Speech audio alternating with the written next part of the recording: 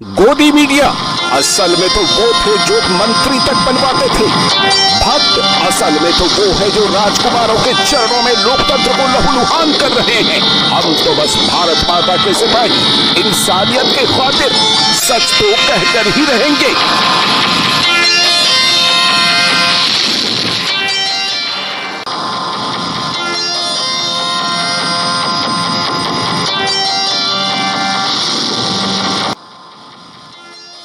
दोस्तों नमस्कार, उम्मीद है कि आप सभी अच्छे होंगे। इन दिनों जैसा कि आप जानते हैं कि 2 राज्यों में विधानसभा चुनाव हो रहे हैं, जम्मू कश्मीर में और हरियाणा में। तो जम्मू कश्मीर के जो चुनाव हैं उससे जुड़ी हुई कई बातें हैं, लेकिन हरियाणा विधानसभा चुनाव जो है उसको लेकर बहुत अधिक चर्चा है। और आपने देखा होगा कि इकोसिस्टम के तमाम यूट्यूबर वहां पर बिल्कुल दौड़ लगा रहे हैं हरियाणा में, और एक तरह से वो मानकर चल रहे हैं कि वहां पर कांग्रेस की सरकार बन रही है, या यूं कहिए उनका व्यवहार देख करके ऐसा लगता है कि बन गई। तो हरियाणा में क्या कुछ पेंच है, क्या हो सकता है जब 8 अक्टूबर को नतीजे आएंगे। वोटिंग 5 तारीख को है, लेकिन नतीजे 8 अक्टूबर को आएंगे। क्या कुछ हो सकता है, उसी पर इस वीडियो में खास तौर पर आपसे बात करूंगा।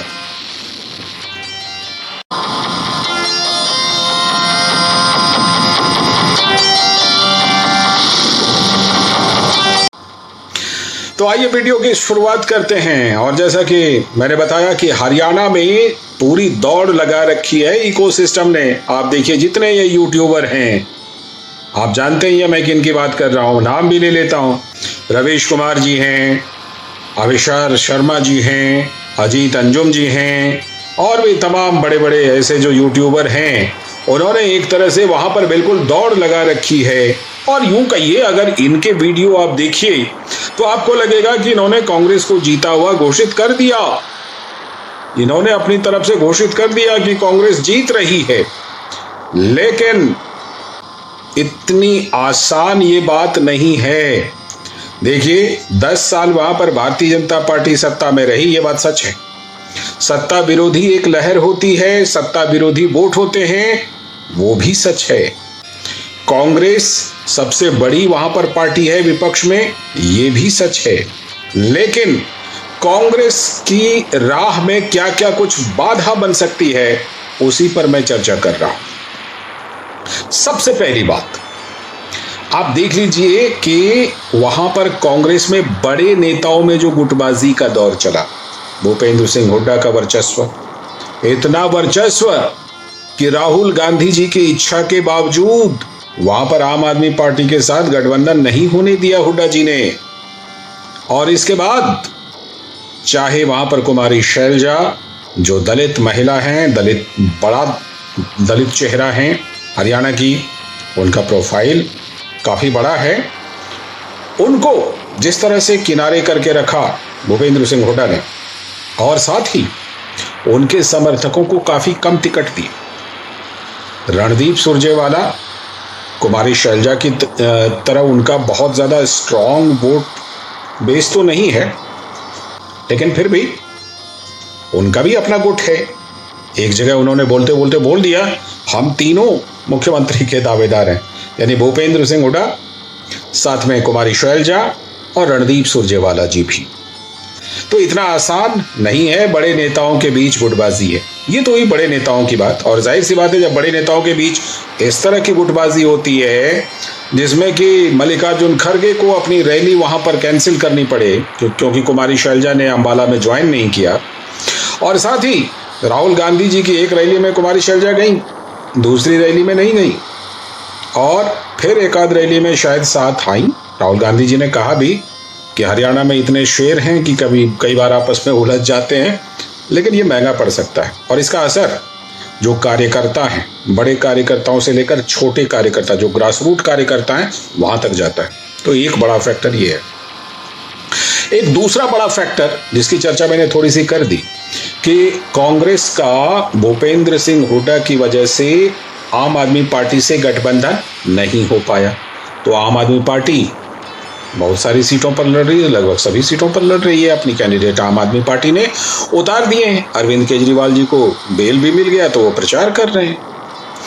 और बात सिर्फ अरविंद केजरीवाल की पार्टी की नहीं है। आप देखिए कि चाहे चंद्रशेखर आजाद रावण की पार्टी जो है आजाद समाज पार्टी, उसका भी INLD के एक धड़े के साथ गठबंधन है, और बहन मायावती जो बसपा की सुप्रीमो है, उनका भी INLD के एक धड़े के साथ गठबंधन है। तो वो लोग भी चुनाव लड़ रहे हैं, और ये दूसरा बड़ा फैक्टर है जो कांग्रेस की राह का रोड़ा बन सकता है। बहुत सारी सीटों पर ऐसा हो सकता है कि बहुकोणीय मुकाबला हो, और उस मुकाबले में आप कुछ नहीं कह सकते। मैं ये नहीं कह रहा कौन सी पार्टी जीतेगी, मैं ये कह रहा हूं कि ऐसे मुकाबले में थोड़े से अंतर के साथ कोई भी पार्टी उसमें सीट निकाल लेती है। तो ऐसे में विधानसभा त्रिशंकु यानी हंग बन सकती है। और थोड़ा सा डेटा पर चले जाइए। अभी कुछ ही महीनों पहले जब लोकसभा चुनाव हुए तो वहां पर अगर करीब 46 सीटों पर कांग्रेस आगे थी, 45-46 सीटों पर अगर विधानसभा के लिहाज से देखें। वैसे लोकसभा सीट तो 5-5 दोनों पार्टियों ने जीती थी, 5 भारतीय जनता पार्टी ने, 5 कांग्रेस ने। लेकिन अगर विधानसभा के लिहाज से देखें तो वहां पर करीब 44 सीटों पर भारतीय जनता पार्टी आगे थी, और कांग्रेस जो है वो उससे कम सीटों पर आगे थी, शायद 40-41 या 42 ऐसे कुछ सीटों पर कांग्रेस आगे थी। तो ये बड़ा फैक्टर बन सकता है कि अगर बहुकोणीय मुकाबला हो गया तो कांग्रेस के लिए इतना आसान नहीं होगा। एक तीसरा फैक्टर भी है, और वो फैक्टर एकदम आम लोगों और आम मतदाता से जुड़ा हुआ फैक्टर है। वो फैक्टर क्या है? वो फैक्टर है हरियाणा की राजनीति में जाट बनाम गैर जाट की। भारतीय जनता पार्टी ने अपनी राजनीति, आपको पता होगा, आज से सिर्फ 10 साल पहले तक भारतीय जनता पार्टी वहां तीसरे नंबर की पार्टी हुआ करती थी, क्योंकि पहले और दूसरे नंबर पर कांग्रेस पार्टी और INLD यानी कि जो वहां ओम प्रकाश चौटाला जी की पार्टी हुआ करती थी, पहले देवीलाल जी की पार्टी हुआ करती थी, वो और कांग्रेस, ये पहले और दूसरे नंबर पर थे। भारतीय जनता पार्टी का वहां अस्तित्व था नहीं। लेकिन 10 साल पहले, साल 2014 में भारतीय जनता पार्टी ने वहां पर गैर जाट वोटों को ज्यादातर अपने पक्ष में करके वहां की राजनीति की शुरुआत की। और इसके बाद देखिए 2019 में उन्होंने सरकार रिपीट की, और इस बार भी मैदान में हैं वो। तो आम लोगों और वोटर के बीच ये भी एक तीसरे बड़े फैक्टर के रूप में है कि जो जाट बनाम गैर जाट, क्योंकि हरियाणा में जाटों का वर्चस्व है लेकिन उनकी आबादी उतनी ज्यादा नहीं है कि वो अपने अकेले दम पर किसी पार्टी को जिता ले। जो बाकी गैर जाट वोट हैं वो दबंग तो नहीं है उतने, लेकिन उनकी संख्या है, और उनमें भारतीय जनता पार्टी कहीं ना कहीं एक माइलेज भारतीय जनता पार्टी को वहां पर है। तो ये एक बड़ा फैक्टर बन सकता है, इसे भी ध्यान में रखना चाहिए। जो हमारे ये इकोसिस्टम के यूट्यूबर शायद ध्यान में रख नहीं रहे या रखना चाहते नहीं है। कई बार ऐसा होता है कि हम समझते तो हैं लेकिन उन चीज़ों को हम अपने दिमाग में लाना नहीं चाहते क्योंकि वो हमें असुविधाजनक लगता है। शायद इन लोगों के साथ यही हो रहा है। और एक और फैक्टर जो भारतीय जनता पार्टी ने, आपको याद होगा कि इस चुनाव में कहा है कि बिना पर्ची बिना खर्ची के हमने नौकरी दी। और मैं अपना तजुर्बा बताता हूं कि मेरी कई लोगों से मुलाकात हुई, उनसे मैंने बात की, उनमें से कई लोगों ने इस बात की पुष्टि की। उन्होंने कहा कि हाँ, पहले सरकारी नौकरी के लिए या कोई काम करवाने के लिए पर्ची और खर्ची चलती थी, लेकिन भारतीय जनता पार्टी के शासनकाल में पिछले 10 साल में उन लोगों को मिला है, और वो भी बिना पर्ची खर्ची के मिला है। इस बात की उन्होंने पुष्टि की। मैं ये नहीं कह रहा कि सभी लोगों के साथ ऐसा ही हुआ होगा, लेकिन ऐसे लोग हैं।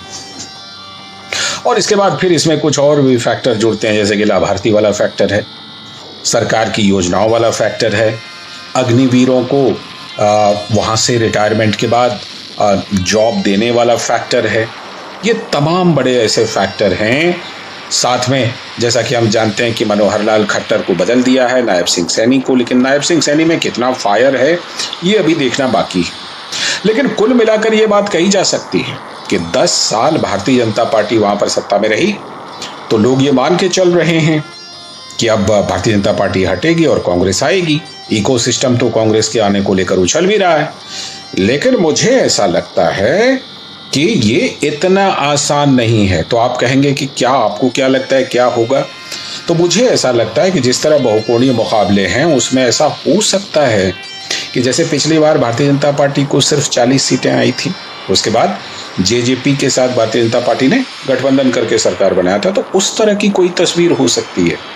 यानी कि या तो कांग्रेस को बहुत कम मेजॉरिटी मिल सकती है, या हो सकता है कि वहां त्रिशंकु विधानसभा हो और चुनाव के बाद फिर पार्टियां मिलकर के वहां सरकार बनाएं। और उसमें फिर अगर ऐसी तस्वीर होती है, ये एक संभावना के तौर पर कह रहा हूं, अगर ऐसी तस्वीर होती है तो फिर तो किसी की भी सरकार बन सकती है, फिर तो उसमें भारतीय जनता पार्टी भी शामिल हो सकती है, अगर बहुत कम उसकी सीटें ना हो जाएं तो देखते जाइए। और मुझे लेकिन एक बात मैं जरूर कहूंगा, अभी ये पूरा इकोसिस्टम यूट्यूबर उछल रहा है वहां जाकर के, और अगर नतीजा थोड़ा सा भी अलग सा आया, यही सब उछल करके चुनाव आयोग पर, सरकारी मशीनरी पर, लोकतांत्रिक संस्थाओं पर, संवैधानिक संस्थाओं पर यही लोग उछल कर आरोप लगाएंगे, क्योंकि इनके चरित्र को हम सब जानते हैं, आप भी समझते हैं। लेकिन दिलचस्प है, फिलहाल देखते हैं 8 अक्टूबर को क्या होता है। पहले 5 अक्टूबर को मतदान है, उसके बाद 8 अक्टूबर को वहां पर नतीजे आने हैं। जम्मू कश्मीर के नतीजे पर किसी और दिन बात करेंगे। फिलहाल ये वीडियो लंबा हो चुका है, इस वीडियो में जुड़े रहने के लिए आप सभी का बहुत बहुत धन्यवाद। आपसे अनुरोध है कि इस प्लेटफॉर्म को, इस चैनल को, ये आपके लिए है, आप सब्सक्राइब कर लीजिए और जुड़े रहिए। साथ में अगर वीडियो अच्छा लगा हो लाइक कर दीजिए, शेयर कर दीजिए, कमेंट जरूर कीजिए, कुछ पूछना हो पूछिए, या साधारण कमेंट भी कीजिए, जो भी आपके मन में हो कीजिए, और मैं जरूर कोशिश करता हूं कि आपके कमेंट का जवाब दूं। तो फिलहाल इस वीडियो में इतना ही, नमस्कार। गोदी मीडिया असल में तो वो थे जो मंत्री तक बनवाते थे, भक्त असल में तो वो है जो राजकुमारों के चरणों में लोकतंत्र को लहूलुहान कर रहे हैं। हम तो बस भारत माता के सिपाही, इंसानियत के खातिर सच तो कहकर ही रहेंगे।